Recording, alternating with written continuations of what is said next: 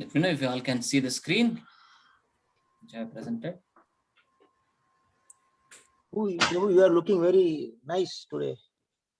Hare Krishna. With the background is also very nice. Thank you, Prabhuji. It's maybe you are kind on me today. No, the divine something is that background is behind your head. It's like something is glowing. Oh, Krishna. Okay, yes. Maybe just the sunlight. It's the sunlight provided by the Krishna. Okay, we'll start with the topic. Thank you. Background. Okay, the topic which we have selected for today, I think all of you would be knowing, it is Iswara, the one in the center, right? Krishna, the Supreme Personality of Godhead. So these are 5 broad aspects of Bhagavad Gita, as you can see here. We have Prakriti, Kala, Jiva, Karma, and Iswara. So Jiva is the living entity, Prakriti is the nature, Kala is time, Karma is the actions which we do, and Ishvara is the person who is making us everything happen, right? So we will go on to see what is that.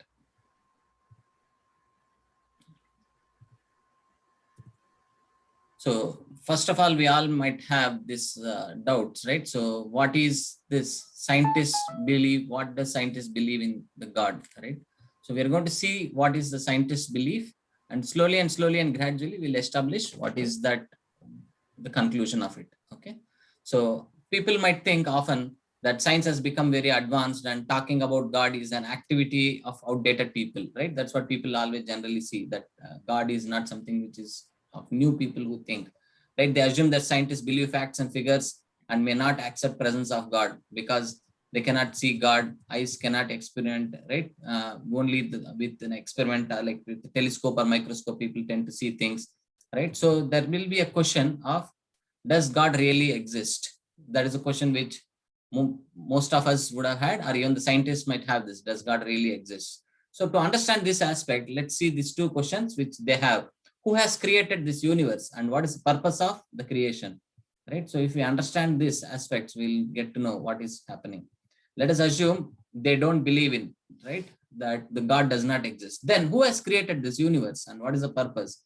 So now to understand this aspect of who has created this, let us break this into your observation or our observations and what is the scientist's observations are. By looking into our observations and what scientists' observations are, then we can derive something called as an inference, right? In today's session, we will see how great scientists are, what is their belief. In fact, the more we come to know of the universe through science, the more we develop admiration for God and his miraculous creations. Right? Human being is certainly a special creature because of his inquisitiveness, which we discussed in multiple sessions. Atato Brahma Jignasu.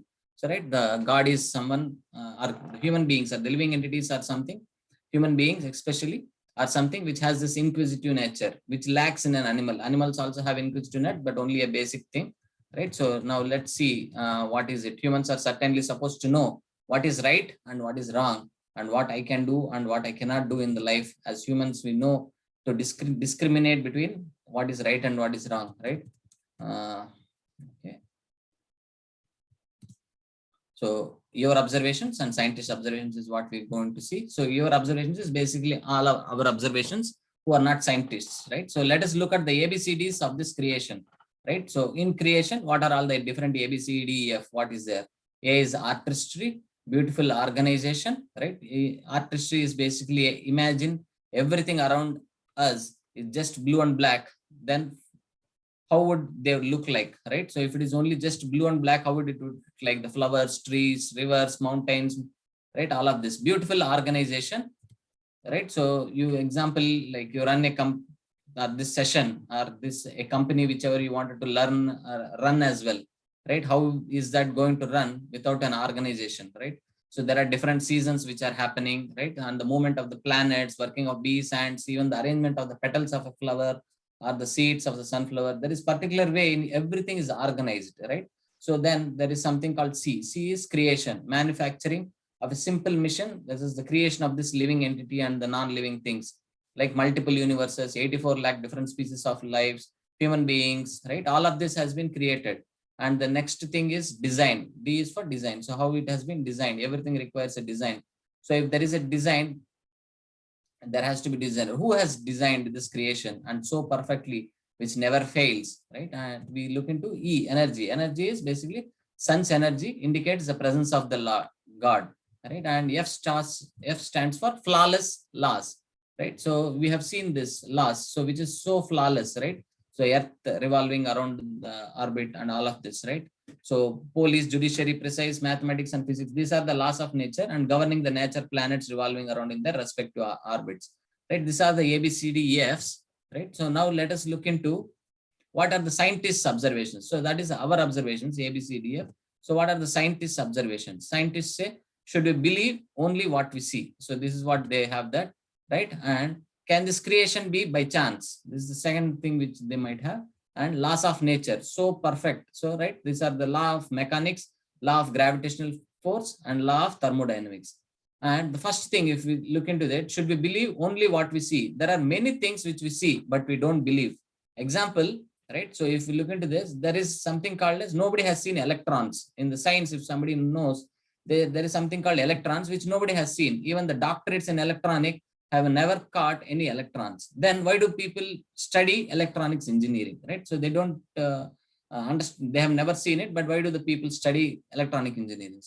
They themselves have never seen that. So is there any way to know that electrons exist, right? So yes, we can see them by the reflections on the CRT screen, like cathode ray tube screens.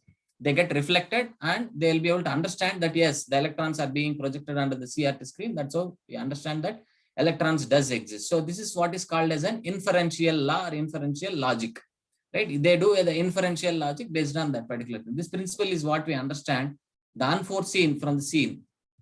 Right? Similarly, we cannot see God with our naked eyes, right? With our own eyes, we will not be able to see the Lord. But by seeing things around us, we can understand that God exists, right? We can see so many things around us. By seeing all of this, we can understand that this is also an inferential law. Like if they can understand that electrons are being reflected under the CRT screen, and by which they understand that electrons does exist, by looking at the nature around us, we can understand that God exists. Understanding the unseen God through things what we can see. God can be seen by his creation. So definition by chance, that basically what is definition by chance is basically, if you look into it, it is called as probability. If you have a dice, sorry, if you have a coin, if you throw it, it can be a heads or a tails. There is a probability, right? It is driven by the probability, right? Likewise, the dice is there. There are chances like 1, 2, 3, 6, or whatever can be done. There is probability which we can derive. But if you look into it, a rose plant cannot give rose flowers by chance, right? If that was the case, sometimes it will give jasmine, sometimes it will give rose, sometimes it can give lotus, that kind of thing. There is no chance there, right? The germination of a particular requires a particular type of a soil. They don't happen by chance. Otherwise, we can produce grains. We can never produce grains, right? Have you heard of collisions, right? We have heard of collisions in the planets, right? In the satellites and all of it, right? The most intelligent scientific works like satellite launches are still based on these perfect laws of nature. If you observe yet, the scientists fail sometimes, but nature laws never fails. You could have seen scientists would have failed many a times, but the nature laws never fail. Like we can hear about artificial intelligence. The design and laws of nature are so perfect that it does not require any intervention of the designer to maintain it. It automatically runs on its own. So these are the science observations. So now what do the best of the scientists feel, right? So we can see, I have picked up 3 scientists quotes as such. So this is what Sir Albert Einstein has said, right? I have picked up one quote from what he has said. What he has said is like, there is a perfect brain behind all the nature physical laws, right? He did not tell that God is the one who is that having that perfect brain, but he just said there is a perfect brain behind all the natural physical laws. Next, so we'll see what Lord Kelvin has said, right? If you think strongly enough, you will be forced by science to believe in God. So, right, what Albert Einstein was not able to clearly tell openly, Lord Kelvin has said, if you think strongly enough, you will be forced to by science to believe in God. Now, if this is not enough, let's look into what Sir Isaac Newton has said. Isaac Newton is saying that I do not know what may appear to the world, but to myself, I seem to have been like a boy playing by the seashore and diverting myself in now and then, finding a smoother pebble or a prettier shell than ordinary. Whilst the greatest ocean of truth lay all undiscovered before me. So we all know this great scientist. So this is all what they have to say. So when I think about Sir Isaac Newton, so he had one of his friend who is an atheist who does not believe in the God, who has come to him, and he has a model of the solar system in his room. So place it there. So that particular friend of Isaac Newton has asked Isaac Newton, so how has made this solar system, which is the model which he has placed in his house. So he said, it has come by chance. That friend has said, how can it be coming by chance? There is no way it can come by chance. Then Isaac Newton has replied to him back saying, if you just don't believe this model which I have made has not come by chance, then how can you tell that this entire actual solar planetary system has come by chance? So definitely there is not that it has come by chance. It has been created by somebody, which we cannot understand, right? That is what is Sir Isaac Newton has given an explanation, right? So, and the inference of what we have read, I do not know, is that what Newton means to say that here is that in front of God, we are humble and we must admit that in front of the known creation around us, our knowledge is very, very puny. So he's saying that whatever the knowledge which the Lord possesses, whatever we possess is very, very puny. It's very little. That's what Isaac Newton is saying. So now that we have understood what is our observations are and what the scientists' observations are, and inferential logic also we have seen. Now let's see what is that inference. What do we derive based on your observations, our observations, as well as the scientists' observations, right? Now I'll see how does ABCDs are. A, artistry, we said. Artistry simply means presence of an artist, right? So there is an artist. So beautiful organization implies presence of an organizer. C, creation. Creation implies presence of a creator. D, design implies presence of a designer. And E, energy implies presence of energetic.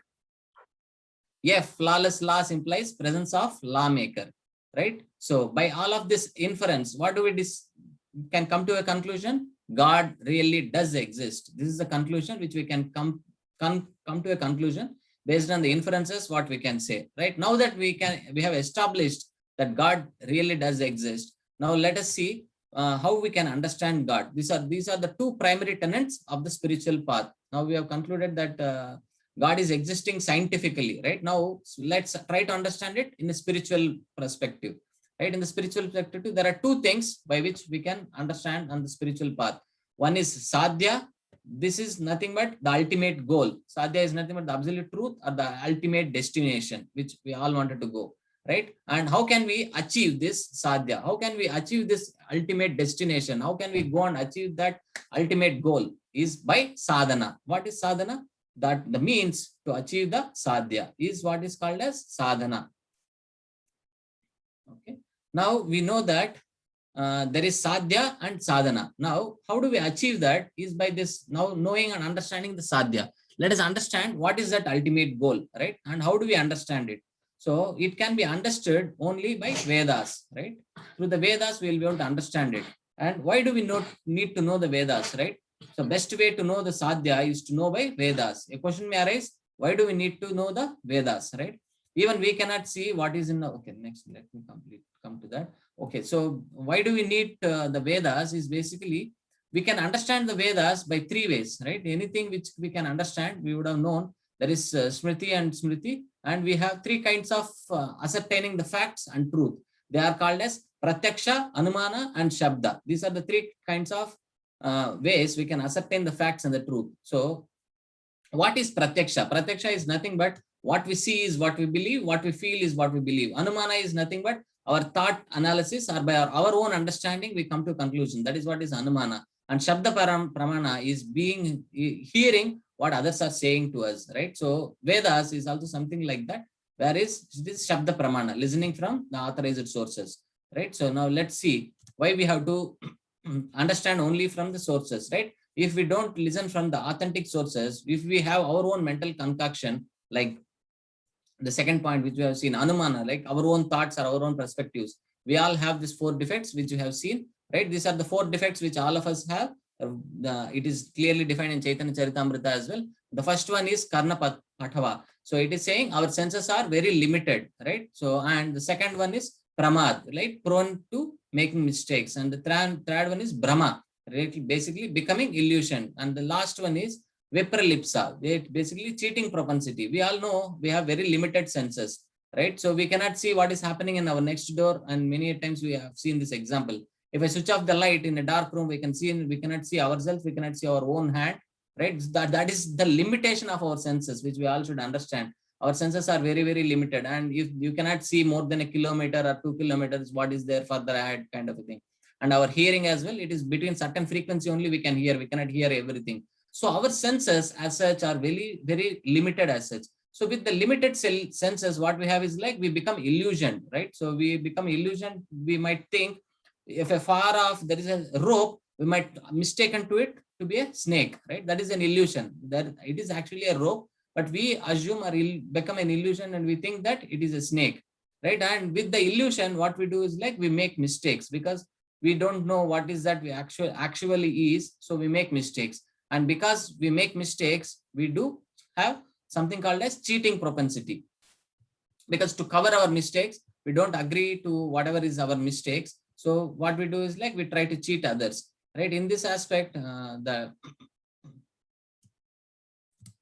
so now we'll see what is next. What is it? Knowing understanding of Sadhya. So Srila Prabhupada has recommended us to read these books to understand who is Sadhya, right? What is the ultimate destination? So we can hear from the Acharyas, so we can hear from Srila Prabhupada. What is the best way for us to understand this? Right, so we know what is a Shruti, Smriti, and Nyaya. So we can see this different versions. So Sri Ishopanishad, so this is one version which Srila Prabhupada is saying, establishes, so this is an Upanishad, one of the Upanishads and one of the small Upanishads that Srila Prabhupada has compiled as well, which is available for us to read from Veda base. So it is saying that establishes the absolute truth, and also that the absolute truth is a person. So in this Ishopanishad, it never mentions about Krishna, but it clearly tells who is that particular person, right? That's why it says that who establishes clearly who is the absolute truth, and that absolute truth is a person, right? And Srimad Bhagavad Gita, right? This is also other book which Srila Prabhupada recommends us to read, establishes the identity of the Sadhya in the personal form as Lord Sri Krishna. And what is the next one? Srimad Bhagavatam describes the glories of the Supreme. Chaitanya Charitamrita, how to practically follow the path of bhakti in this Kali Yuga, right? So this is what recommended by Prabhupada. Of course, there are other books which Srila Prabhupada has written, like how we can practice the bhakti, which is like nectar of instruction, which is Upadesamrita, and nectar of devotion, which is Bhakti Rasamrita Sindhu, right? So these are all the things which Srila Prabhupada has recommended for us to be able to understand who is the Sadhya and who is that Ishvara, right? If we wanted to see.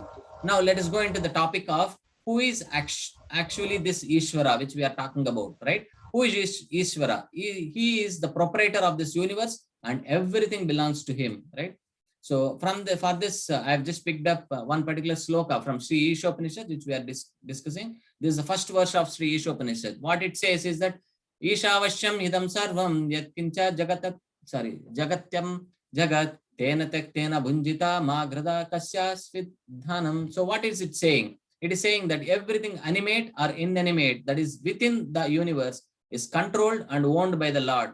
One should therefore accept only those things necessary for himself, which are set aside as his quota, and one should not accept other things, knowing well to whom they belong. Right? So it is clearly saying that we should only accept those things to which is belonging to us. We should not take everything from this. So for this also we have seen one good example.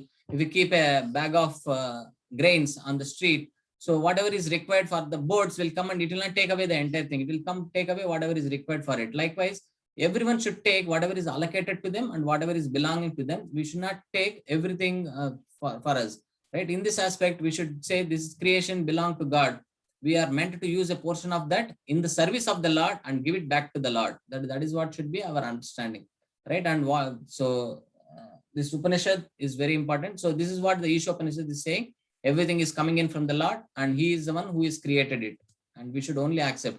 Now that we have understood that, so let's see what is the identity of the Ishvara, right? So we have to see what is that identity. So on this aspect, so the Ishopanishad is saying that who is that particular person. And now this is Brahma Samhita. I have picked up one verse from Brahma Samhita. Brahma Samhita, first verse, which says that Ishvaraha Paramaha Krishnaha Sachit Ananda Vigraha Anadiradir Govinda Sarva Karana Karanam What is Brahma saying? Brahma is saying here, Krishna, who is known as Govinda, is the supreme Godhead. He has an eternal blissful spiritual body. He is the origin of all. He has no other origin, and he is the prime cause of all causes. So Brahma is clearly stating that there is nothing beyond Krishna. Everything is being created by Krishna. He is the origin and he is the cause for all causes. And he is the one who is, he has these three qualities: eternal, blissful, and spiritual body. So this is what Brahma is saying. Now we have seen what is the identity of Krishna. Now that we have seen what is the identity of that Ishvara, let's see why should we consider Krishna as the Supreme Lord, Ishvara. We all might have this doubt. Why should we consider only Krishna as the Supreme Lord, right?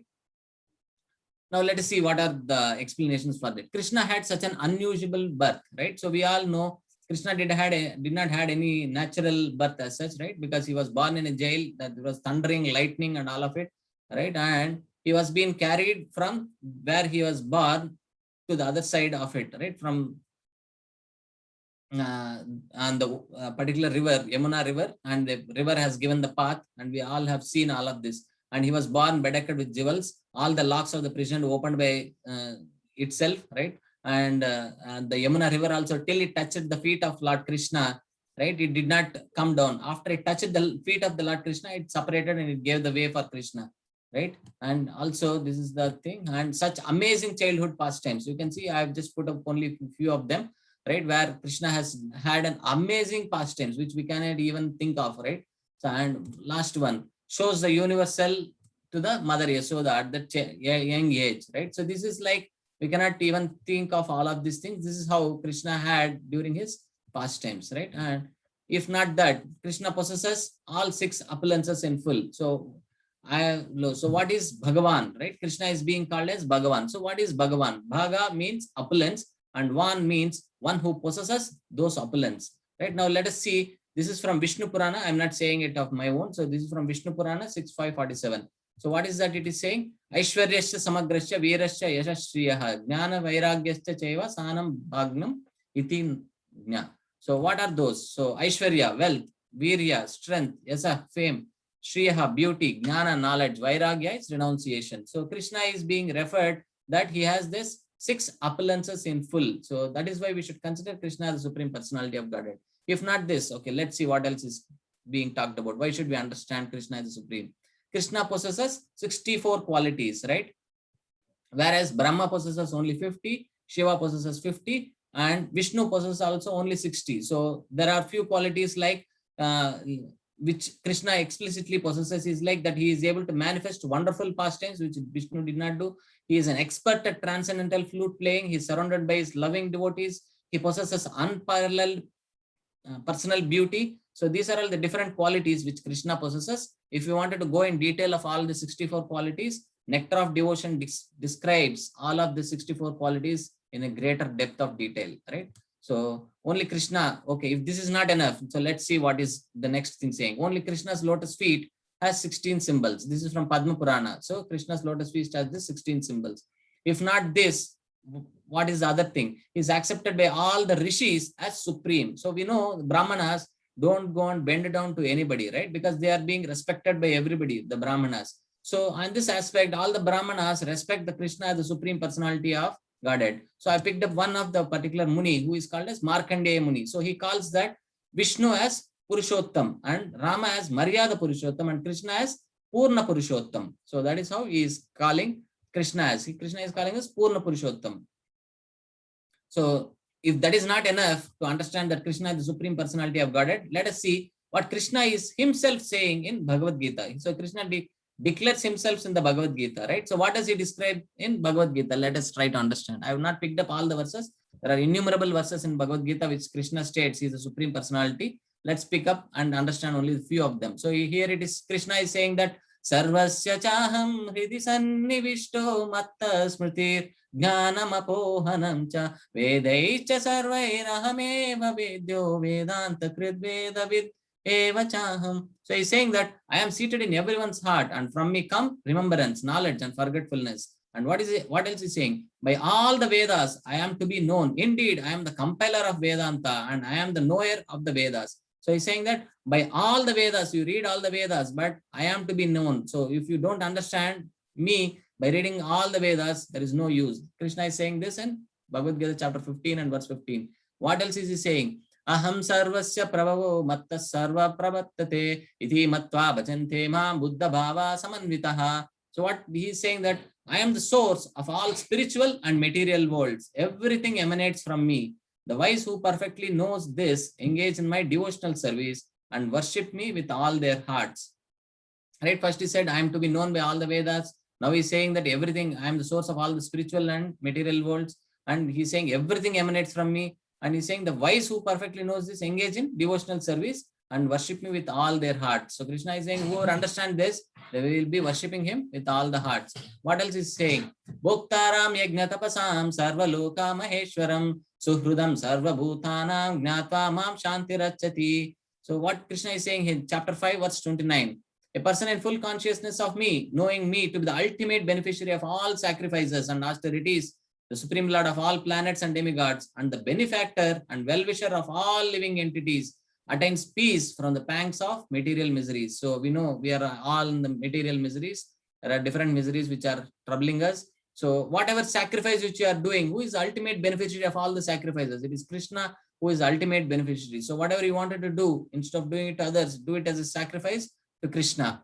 What else is he saying? Let's see. Matta parataram nanyat kinchit asti jagat, kinchit asti dhananjaya mayi sarvam idam protam sutre mani ghanaiva. So he's saying, I, O conqueror of wealth, there is no truth superior to me. Everything rests upon me as pearls are strung on a thread. So he's saying that everything is rests upon me. You could take a piece of a pearl chain. So the thread, how it is, like all the pearls are bedecked on top of that particular string, right? So Krishna is saying that I am like that. Everything is resting upon me.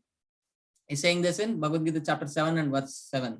So what else is he saying? Bahunam janmanamante gnanavanama prapadhyate vasudeva sarvamiti sa mahatma sudurlabha. After many births and deaths, right? Who he is actually in knowledge, surrenders unto me, knowing me to the cause of all causes and all that is. Such a great soul is very rare. He is saying, Krishna is saying in the Bhagavad Gita chapter 7 and verse 19, right? He is saying, Bahunam janmanamante, right? And lastly, he is saying that Sa Mahatma Sudurlabha. He is also saying, the great person who understands this is very rare. Like all of you people who are here are very rare. It's not that everybody in this United Kingdom are coming and listening to this great pastimes of the Lord, right? So he's saying that we should surrender to the Lord, knowing him to be the cause of all causes, right? After many, many births. So we have so many life cycles which we have gone through, and only in this life we are getting the opportunity to hear about the Lord, right? And he is also saying this particular verse with the 8.4, O best of the embodied beings, the physical nature which is constantly changing is called Ahadi Bhuta, right? The form of the Lord, which includes all the demigods, like those of the sun and the moon, is called Adi Dhaiva. And I, the Supreme Lord, represented as the super soul in the heart of every embodied being, I am the Adi Yajna, the Lord of sacrifice, right? So if not all of this, if you want to go into the details of every other aspects of what Krishna has spoken in Bhagavad Gita, you can read through this. Chapter 9, the most confidential knowledge. Chapter 10, the opulence of the absolute.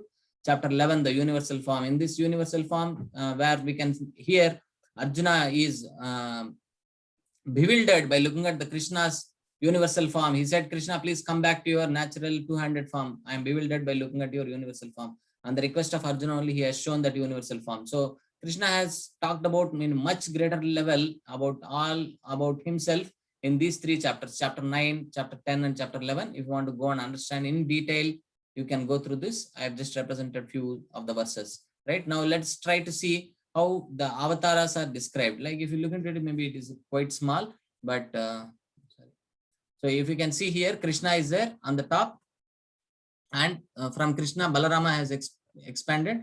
And from there, all the different other expansions have come through as such. So this is the Krishna avatars, how they came into existence as such, right? Now that we have understood the different avatars are Krishna's declaration. Now let us see what are those characteristics of that absolute truth. Krishna explains that Jiva is a part and parcel, right? Now if you can see, what are the characteristics? We have seen the way Brahma is described, right? Those are the characteristics. Sat Chit Ananda Vigraha. So what is Sat?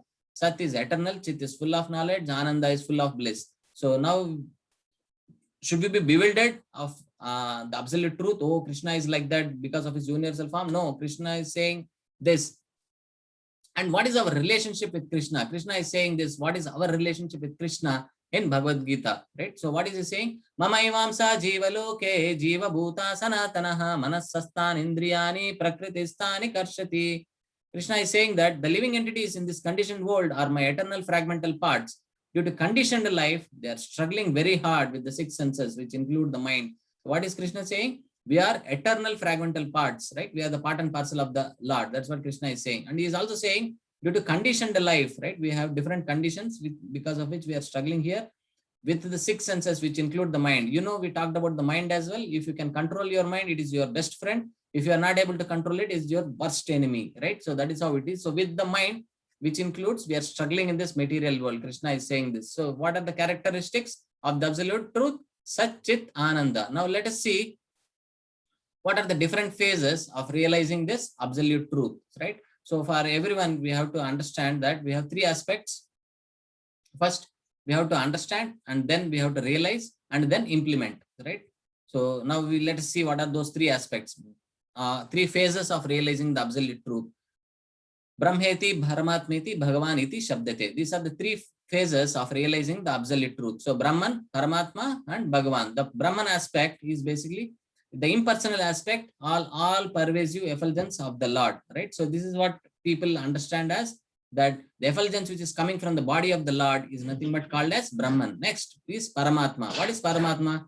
The localized supreme within the heart of all living entities is what is called as Paramatma. Like we all have who is witnessing every activity, whatever we do, is the Paramatma within every living entity. So he is there in all of us as Paramatma, right? And third and most important aspect, which is what all the bhaktas realize, is Bhagavan realization, the supreme personality of Godhead himself. Therefore, throughout Bhagavad Gita, Krishna is referred to as Bhagavan, right? So if we understand Brahman, we should not stop with that. Paramatma, we should not stop with that. We should have the realization of Bhagavan.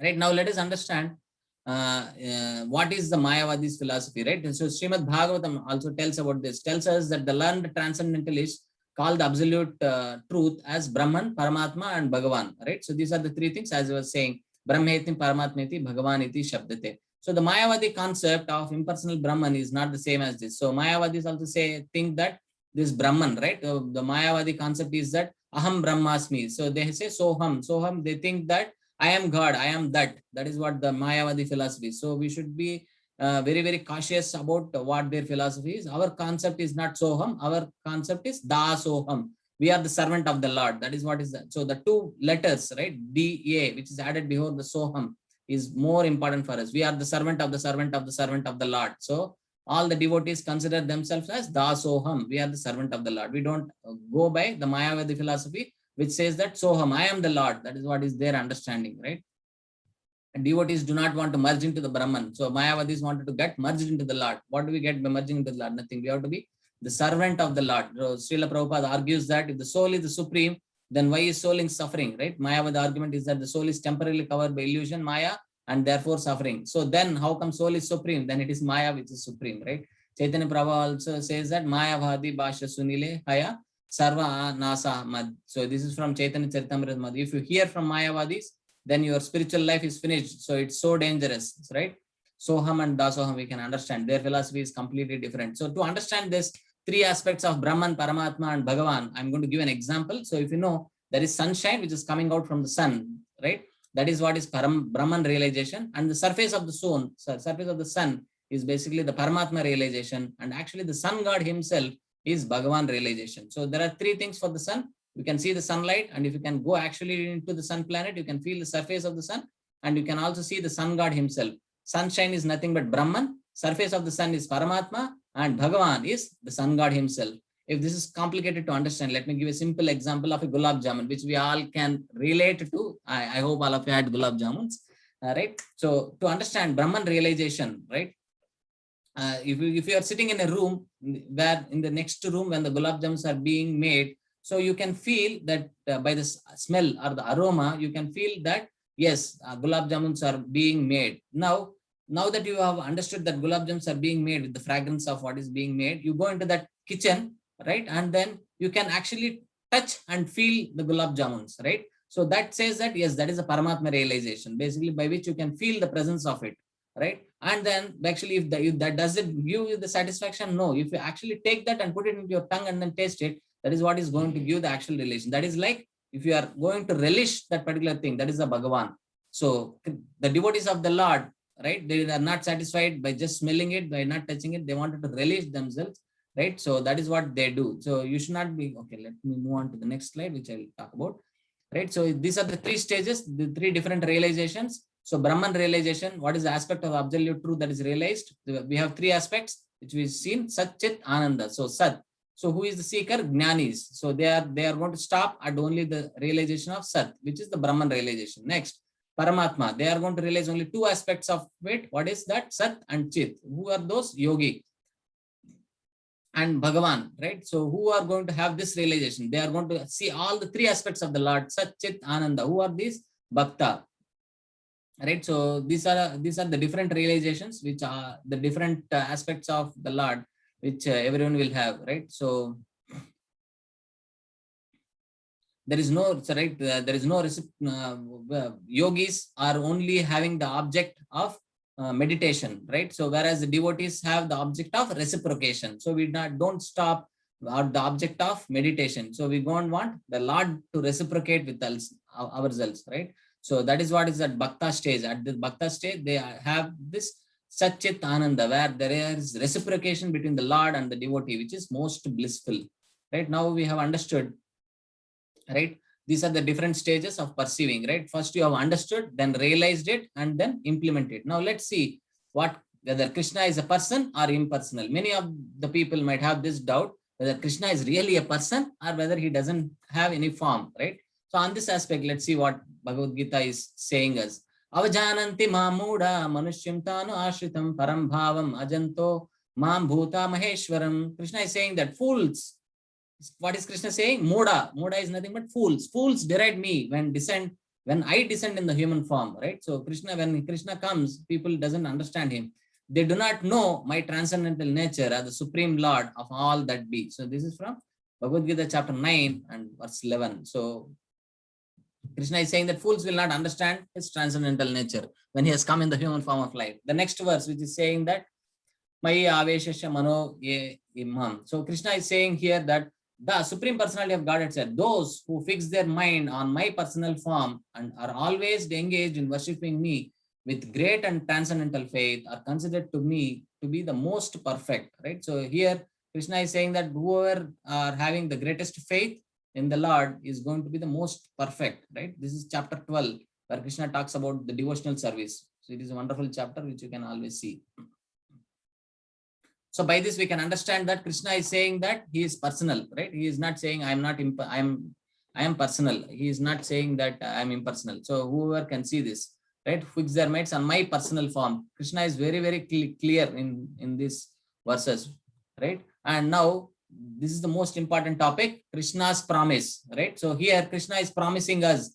What is Krishna's promising? We are very interesting to see, right? Let's see what Krishna is promising us. So Abrahma Bhavanaloka Punar Avartino Arjuna Mamupetyatu Kaunteya Punar Janmana Vidyate. So this is Bhagavad Gita chapter 8 and verse 16. So from the highest planet in the material world down to the lowest, all are places of misery wherein repeated birth and death take place. But one who attains to my abode, O son of Kunti, never takes birth again. What is Krishna saying? From the highest planet to the lowest planet, right? Everything is place of misery where repeated birth and death takes place.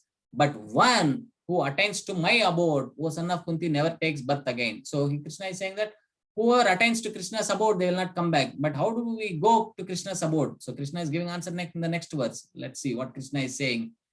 Manmana bhava madbhakto madhyayaji mam namaskuru mam ye vaishasi satyam te prati jhane priyosmi me. So he's saying that always think of me, become my devotee, worship me and offer my homage unto me. Offer your homage unto me. Thus you will come to me without fail. I promise you this because you are my very dear friend. Krishna is promising here to his dear friend. What is he promising? That you will come to me without fail. But if you do what, you are going to come to me. He's saying that always think of me, become my devotee, worship me and offer your homage unto me. So this is what he's saying. So in the first verse, Krishna is saying that one who attains my abode, they will never take birth again. So here saying, how can you come to me? So he's saying, always think of me, become my devotee, worship me, right? And this is not simply Krishna is saying. Krishna is saying, I promise you this because you are my very dear friend. So we all wants to be the friends of Lord Krishna, right? So how can we become friends? Is by doing what Krishna is saying. And Krishna is also saying, thus you will come to me without fail. Let's see what else Krishna is promising. Krishna is also promising that come to me without fail. After that, what is he saying? Sarva dharman parityaja mamekam saranam bhraja aham tvam sarva papebhyo mokshayishyami ma suchaha. Abandon all varieties of religion and just surrender unto me. I shall deliver you from all sinful reactions. Do not fear. Krishna is saying, don't have any fear at all, my dear friend. I am going to take care of you. But when you abandon all varieties of religion and just surrender to me. So if you do this, I will deliver you from all sinful reactions of not just this birth, from all the life cycles, whatever we had. Krishna is saying that I will deliver you from all those sinful reactions. Don't fear for it. So who is going to declare like that, right? And he's also saying that Janma karma cha me divyam yevam yo veti tattvataha tvakta deham punarjanma naiti mamyeti so Arjuna. Saying that one who knows the transcendental nature of my appearance and activities does not, upon leaving the body, take his birth again in this material world, but attains my eternal abode, O Arjuna. So not only this, Krishna keeps promising multiple times in different verses. Right here also he's saying that one who knows the transcendental nature of Krishna's appearance and activities does not, upon leaving the body, take birth again in this material world. But where does he go? But attains my eternal abode. If this is not enough, let's see what Krishna is saying. At what time we will go. Antakale cha mamyeva smaran mukta kalevaram yah prayati sa madbhavam yati nasti atra samsayaha. This is from Bhagavad Gita chapter 8 and verse 5, right? So Krishna is saying that, and whoever at the end of his life quits his body by remembering me alone at once attains my nature. Of this there is no doubt. It is very, very important here. See, he's saying that at the end of his life, quit his body, remembering me alone. Krishna is very, very specific here. Don't remember anything and everything, you will come to me. Krishna is there, remember me alone, right? So, Mam Eva. So, Krishna is very certainly saying only one. Remember me alone. At once attains my nature. Of this, there is no doubt. Don't have Atra Samsaya. Don't keep any doubts. Krishna is saying, don't have any doubts. You will definitely come and reach me, right? There might be still one doubt everyone might have, right? What if after so much of sadhana I do, still I am not able to go and reach Krishna? Krishna is saying, that is what is the question which Arjuna has asked. Now Krishna is answering in next verse, Bhagavad Gita chapter 8 and verse 6. What is he answering? Let's see. Yam yam vapi smaran bhavam tyajityante te ante kalevaram tam tam yevaiti kaunteya sada tad bhava bhavitaha. What is Krishna saying? Whatever state of being one remembers when he quits his body, O son of Kunti, that state he will attain without fail. So Krishna is saying that whatever you think of at the time of death, you are going to get that body. So if you are thinking about a pet in your home, you are going to get that body. If you are thinking of whatever food item you wanted to eat, like people whoever are different things, they will get that kind of a body where they can release that particular desires what they have. So whoever are the devotees of the Lord, they will be constantly thinking of the Lord. So whoever thinks about it, right, they will be able to go and reach the Lord, because Krishna is promising that whoever remembers me alone at the time of death, they can reach, right? So whatever state, which is very, very important. So abhyasena tu kaunteya. So Krishna is also saying that you keep practicing it. That is when you can remember me, right? So that is why we chant, right? So he is also saying in Bhagavad Gita chapter 4 and verse 11, right? As all surrender to me, I reward them accordingly. Everyone follows my path in all respects, O son of Pratha. So Krishna is saying this in chapter 4 and verse 11. Ye yata mam prabhadyante. So the way you worship him. So if you say, no, Krishna, I want to worship only for 5 minutes, I don't have time for the rest of the day, Krishna will give you only that much of reciprocation. If you feel Krishna in your entire life, Krishna will give his life to you. So that is what it is. Ye yata mam prabhadyante. As all surrender unto me, I reward them accordingly. So if you give 5 rupees to Krishna, Krishna is going to reciprocate that way. I am just giving an example. So how much of love you give to Krishna, Krishna is going to give reciprocation in the same way. Everyone follows my path in all respects, O son of Pratha. And also in Bhagavad Gita chapter 7 and verse 21, Krishna is saying that yo yom yam yam tanum bhaktya. So Krishna is saying that I am in everyone's heart as the super soul. As soon as one desires to worship some demigod, I make his faith steady so that he can devote himself to that particular deity. So if you want to go and worship demigods, so Krishna is saying that I'm going to sanction that as well. So he's also saying in the same chapter, that chapter 7 and verse 22, endowed with such a faith, he endeavors to worship a particular demigod and obtains his desires. But in actuality, these benefits are bestowed by me alone. Even if you go to demigods and go and ask them for some boons, so that is still going to be given by Krishna. So then why to go to the demigods and ask for something? Better come to Krishna and ask for what we want. Dedicate our lives to Krishna and give him what is that what Krishna is saying. So now let us see. So Krishna has promised here. So what he wants to promise, right? Now let us see what is the conclusion, what Krishna is saying and what we have understood till now. Who is Iswara, right? The supreme absolute truth. This is what we understood, right? Who is that supreme absolute truth? Krishna is that absolute truth. Who has created this universe? So this is what is one more doubt what we had. So who has created this universe? Krishna has created this universe. What is the purpose of this creation? Right? For God realization and reformation. So we have to establish our last relationship with Krishna, right? That is what is that we have to do in this purpose of this creation, our creation, why we got this human form of life. What is our duty? So right now we have understood what Krishna's promises are, right? Now what is our duty? Our duty is use our intelligence to appreciate the great creation of the God, right? And to unfold the mysteries of God's creation through science and scriptures to glorify the God, to understand and explain the purpose of Lord's creation, right? How we can do this? Love God and love all, right? To understand and explain the purpose of Lord's creation for everyone. To utilize everything for the pleasure of the God and welfare of all, right? So whatever we have, we should use for the pleasure of the Lord, right? So we also have something like a jail and a hospital, right? So jail and a hospital, what happens? In both the places, people are suffering, right? So in the jail also people are suffering, in the hospital also people are suffering. So the purpose of jail is given to punish people and reform. Therefore, its design is to correct for the purpose. Whereas the purpose of the hospital is basically for curing, and therefore its design is correct for its purpose. So world can be considered a jail for those who wanted to rebel and enjoy, and it is a hospital for those who want to reform and cure.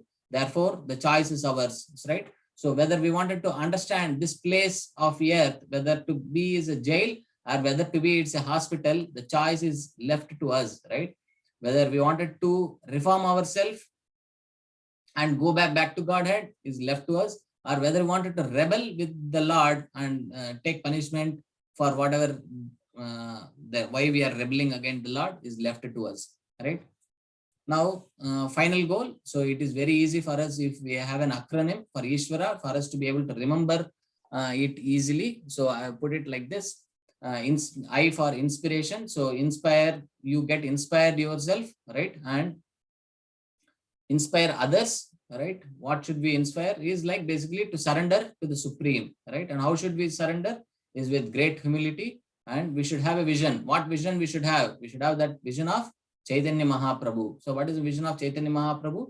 That every town and village of this particular world should be spread with Krishna consciousness. So that is the vision what we should have. So how can we achieve this vision? Can we achieve this independently ourselves? We cannot be able to achieve this independently ourselves. We can do this only in the association of devotees. So how can you do this, right? We should have respect to everyone, right? Respect the Vaishnavas and respect to everybody. And how can you do this? By having the right attitude, right? So this is Ishvara. I for inspiration, S for surrender, H for humility, V for vision, A for association, R for respect, and A for attitude. So this is the full form of Ishvara by which we will be able to understand and implement the Ishvara. And finally, right, chant Hare Krishna, Krishna, Krishna Krishna, Hare Hare, Hare Rama, Rama Rama, Hare Hare, and be happy, right? So chant this Maha Mantra and be happy. So I will stop here and I would like to open for questions for the next 10-15 minutes for all of you to ask me any doubts what you have, or maybe you wanted to share any feedbacks and comments. I am open for it. And please forgive me if I've said something wrong. And if there is anything useful, it is all because of all the previous acharyas who has given me the knowledge. Thank you. Hare Krishna. Anybody want to share anything? Any of the points which we have discussed, or any questions what you have on this aspect? Hare Vijay Krishna Prabhuji. Prabhu. Hare Krishna Mataji. Yeah, today you explained very well. Krishna is the Supreme Personality of Godhead in different examples. In Bhagavatam, it is also stated Ishvara Parabrahma Sachidananda Vigraha. This verse is very powerful. So in that way, we understand Krishna is the supreme absolute truth. And here is explained Krishna is the cause of all causes. And you explained about nectar of devotion. Mhm. Here is explained Krishna have a 64 qualities, and it possesses 6 opulences. Yeah. It was a very nice explanation. And you explained, Prabhu, again one point that Muda who was reject the Krishna, Mhm. that Muda person, those who are working only for sense gratification, that people reject the Krishna.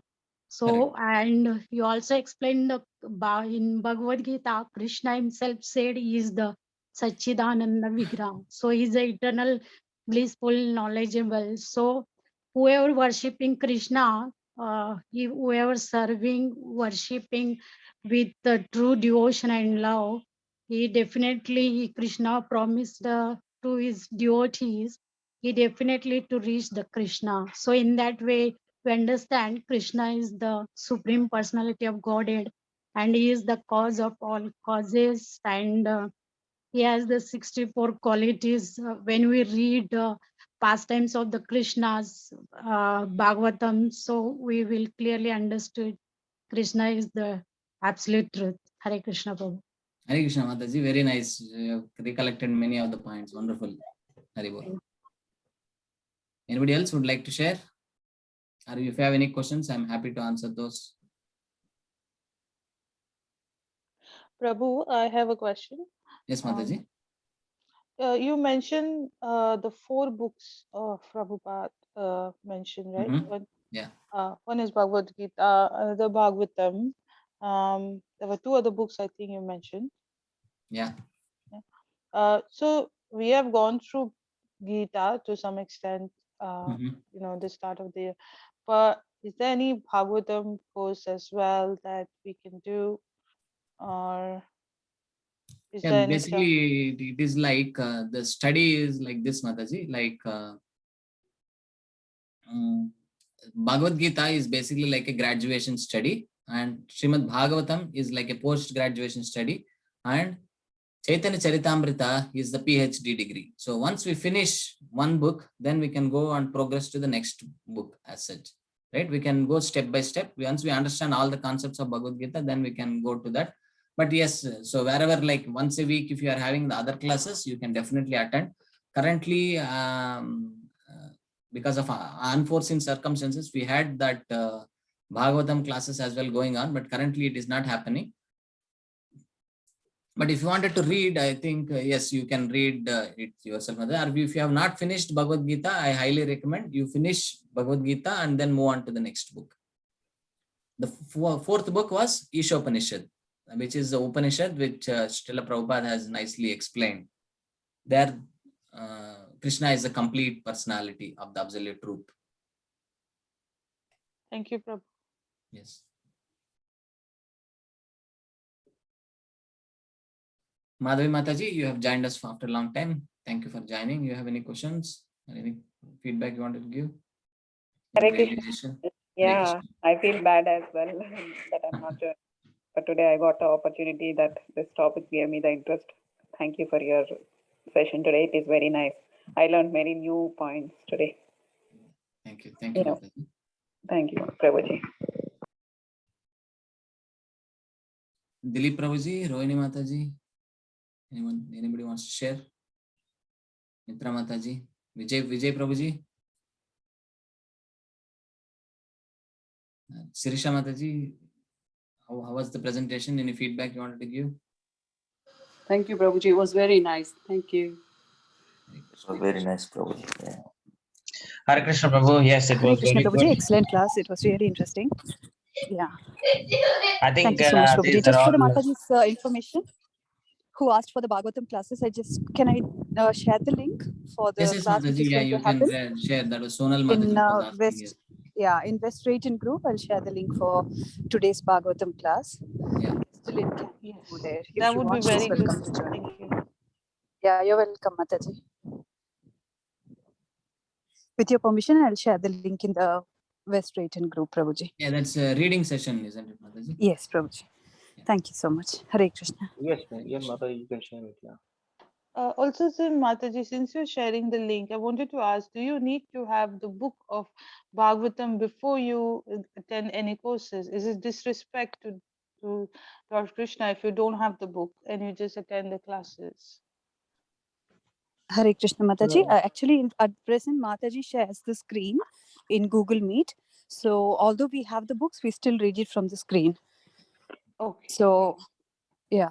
So see, just to add to your, perspective, Bhagavatam is actually 12 canto voluminous book, and it is actually considered like if people, it has to be really through a process. It has to be bought in any house.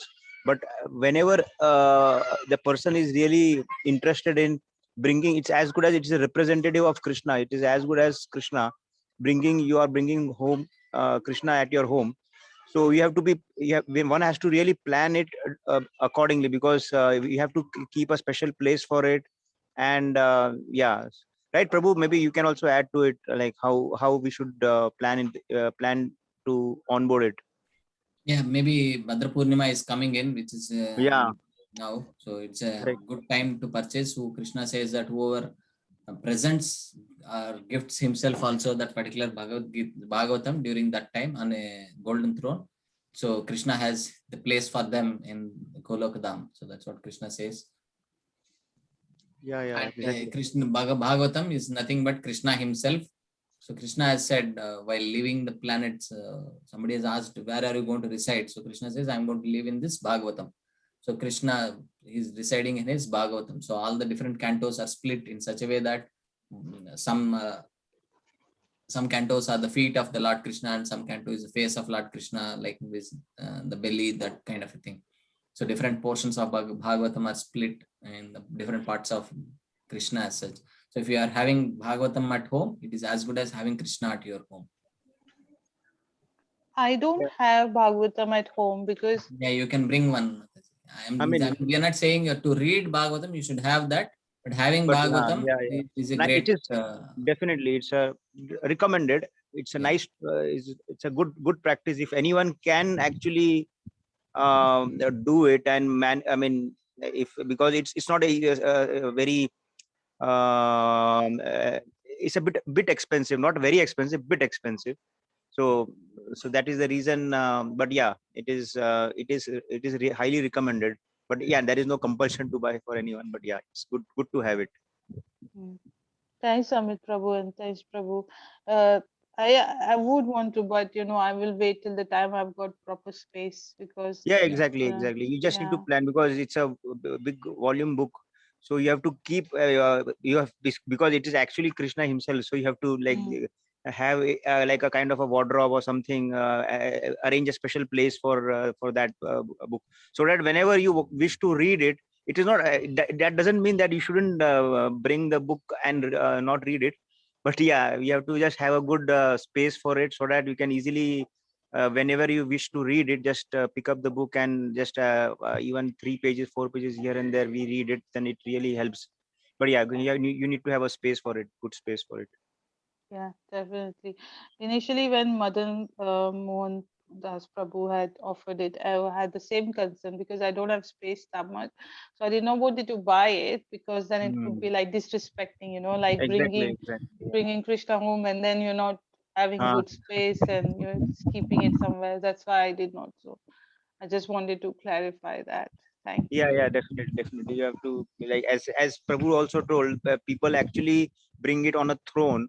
So that is also a separate thing. But yeah, so whenever in the Watford also you go, like during this festival time, there also they display it and also detail the exact steps and process also. So especially during the Janmashtami, right, Prabhu, in the Janmashtami only, na? No, it is just before Janmashtami. Just before Janmashtami. Yeah. I think I had gone there. So there was a stall. They keep a stall, and they invite people to buy it as well over there. So they say about that. Yeah. But yes, definitely for myself also, I have some time in my future. I also have that aspiration to bring the Bhagavatam. But maybe as Prabhu said, like graduation, we have to first. Yeah. My current objective is that only, like to ingest, to digest the Bhagavad Gita in total, basically. So I'm trying to read a lot of YouTube links as well, where nowadays, the same concept where we had taken 1 hour sessions, and so we try to hear again and again the same chapters again and again. So by that we should understand, like how we did right from January to we finished the 18 chapters, that series. So it's highly recommended to kind of get the gist of the Bhagavad Gita, the structure, like the first 6 chapters, what they represent, the next middle 6 chapters, what they represent, and the final 6 chapters, what they represent. So if we understand that structure of the Bhagavad Gita and what that each 6 chapters represent, then slowly we should that is like we have to continuously hear it as much as possible, so that then we will have doubts, we will have queries, and then we can even ask in our Bhakti Vriksha also when we have. And our Bhakti Vriksha sessions also are actually taken from Bhagavad Gita only. So that should be our first immediate goal, that give us a goal that next this 1 year we should completely understand Bhagavad Gita in a year for sure. Yes, Prabhu. So that is why, that is what I'm also doing currently, trying to understand Bhagavad Gita very in good way actually. Vijay Prabhuji, you were sharing something. Sorry. Yeah, Hare Krishna.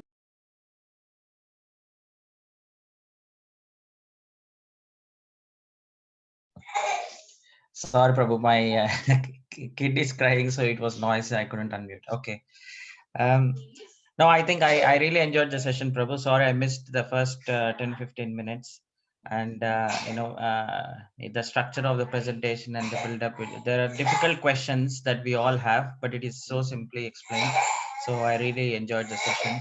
The only questions I had was, we associate Ishvara, Sachidananda to, Shiva as well. So how do we, like should we consider him as one again a demigod, or he's a worshipper of Krishna himself? So how do we attach or detach to other things that we do in doing together? Yeah. So yes, nice question, Prabhuji. So it is said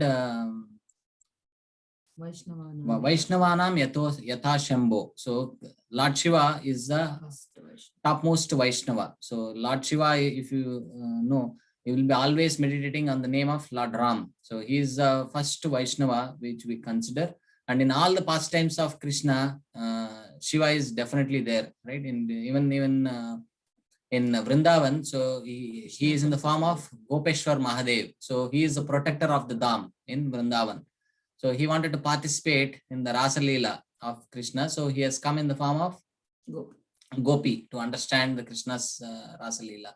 And even when his childhood pastime, he wanted to see that pastime of the Lord in childhood. So he has come to his Vrindavan, and then he was as a mendicant, right? And he was seeing the pastimes of the Lord.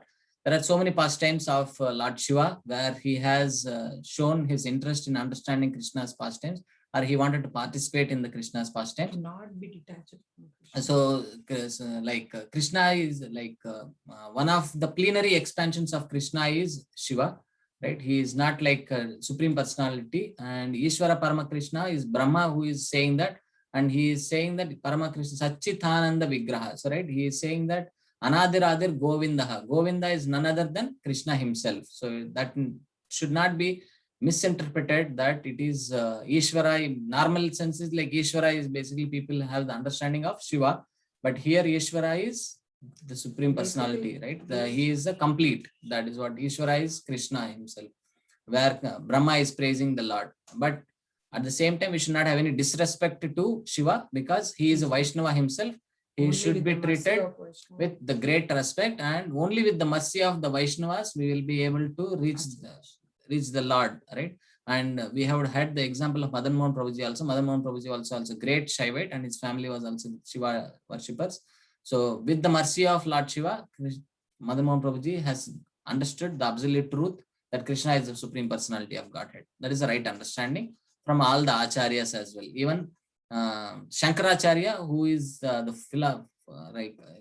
Lord Shiva himself, he is the incarnation of Lord Shiva, and he himself has praised that Krishna is the Supreme Personality of Godhead. And there are so many verses which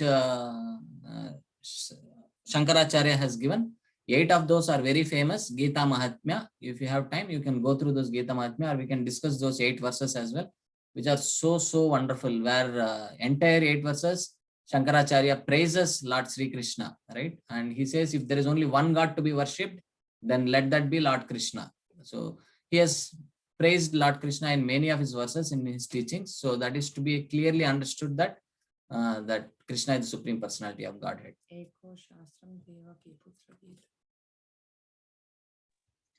Thank you, Prabhu. Yes. Is that okay, Prabhuji? Yes, Prabhu. Yes, yeah, absolutely. Okay, Shweta Mataji, anything you wanted to say? Hare Krishna, Prabhu. Today's session was very good, Prabhu. You explained a lot of things, 64 qualities, and Krishna has on his lotus feet, he has 16 qualities like that, Prabhu. And pastimes and everything, Prabhu. Okay, wonderful, Mataji. So you okay. Yeah, thank you. Kumar Prabhuji, anything you want to share? I think Prabhuji, very nice sessions, Prabhuji. So I don't know who is Viransh. So can somebody tell? Prabhuji, can you unmute, or Mataji by the name of Viransh? Thank you, Prabhuji. Very nice session. Very nice. Thank you. Who is this Mataji speaking? Actually, I'm Viransh's mother. Okay. Is it from West Drayton? Are you from West Drayton group or Milton Keys? What is your name, Mataji? Sorry. I'm Sanjeevni. Sanjeevni, hi Sanjeevni. Sanjeevni, yeah, I know her. She's from. Okay. Thank you for joining, Mataji. She's joined from India actually. She joined from India. Oh, it's too late. Thank you. Thank you, Mataji, for joining us. All glories to your. So dedication, yeah, she's very passionate. Yeah. Pleased with you. Thank you. We have sessions happening in India as well, Mataji. So you can join in India times as well. If you can message, I don't know, maybe I'll contact Amit Prabhuji and then I can give the contact. Yeah, Prabhu, I had messaged her also. I know her. Yeah, maybe a lot of, yeah, as I said, in India time zone, there are a lot of ISKCON Chennai, then ISKCON Mangaluru. She attends Mangaluru also. She attends Mangaluru. Okay. Thank you, Mataji. Hare Krishna. Thank you. Hare Krishna. Lavanya Mataji, anything you want to share? I don't know if Asha Mataji is also with you today also. Hare Krishna, Prabhu. Today's session was very good, Prabhu. I understood everything. Thank you for the session, Prabhu. Today Asha is not joined. Okay, you can pass on. I have recorded today's session being very important aspect of our Krishna consciousness, understanding that Krishna is the Supreme Personality of Godhead and only one to be worshipped as such, so that all the aspects of whatever desires we have, Krishna can fulfill as such. Yes, Prabhu. Thank you. Thank you. Okay, anybody else? We have Riddhi and Ila Mataji, Geeta Mataji, Sheetal Mataji. Anybody want to share anything?